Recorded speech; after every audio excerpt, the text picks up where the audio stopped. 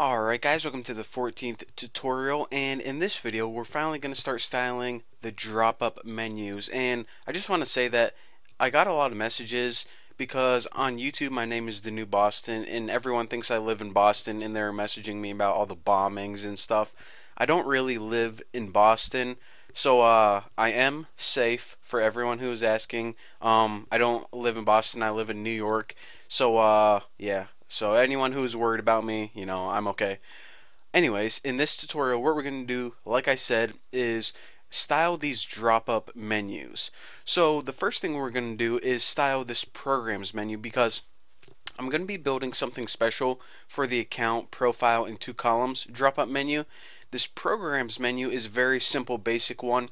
And actually what it is a list kind of within a list. So let me go ahead and show you guys how to style this first. Now, actually, let's go ahead and put like comment programs menu drop up, something like that. Now remember, like I said before, basically what we have here is this entire footer is an unordered list, and each of these little tabs, account, profile, two columns, programs, each of those buttons is a list item. So actually what we're going to be doing is within this list item, we're going to be building another list. Because remember, this programs button is a list item, and this calculator, group chat, image editor, meme generator, all of those are actually another list. So once I code it, you guys are going to see what's going on.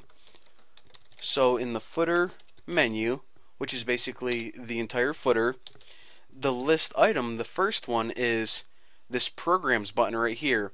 What we want to do is we want to add an even deeper unordered list, and we'll just give this the class drop up. So basically what we're saying is whenever we're styling this, we're styling this drop up menu right here, this pop-up that appears on top of the programs. Now the reason that we're not styling this one or this one or this one is because we're going to use a different layout for that, but this is what we're going to be working on right now, this drop-up menu that pops up whenever you hover over the programs tab. So the first thing and the only thing we'll put in here is display none. Why is this? Because you do not want this to appear by default whenever they first visit the website. You only want it to appear whenever they hover over this tab. So by default, display none. Now how do we achieve the effect that we want it to display on hover? Well, that's easy.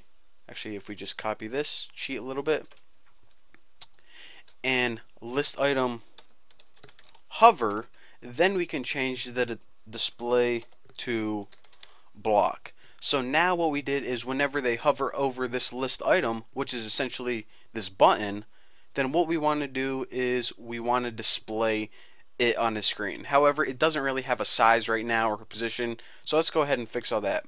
And by the way, a lot of people make this mistake whenever they're making either drop down menus, just basic drop down menus, or drop up footers like this.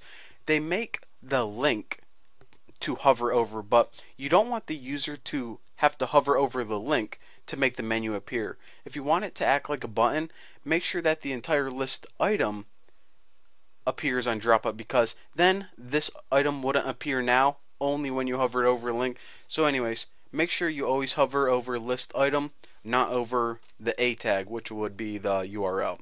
So now we basically said don't display on default, but whenever the user hovers over the button, display it. So now we got to give it all the settings. So position, absolute, and this is of course in reference to the outer element, that which basically means the list item. Now the margin is going to be 0, 0, 0, negative 15 pixels. Now why is this? Well, if you go ahead and do the math with all the padding and the margin and all the borders and everything, when you move it to the left 15 pixels, it lines it up perfectly with this left hand side. And let me just zoom in here if I can. There we go. See if I can zoom in.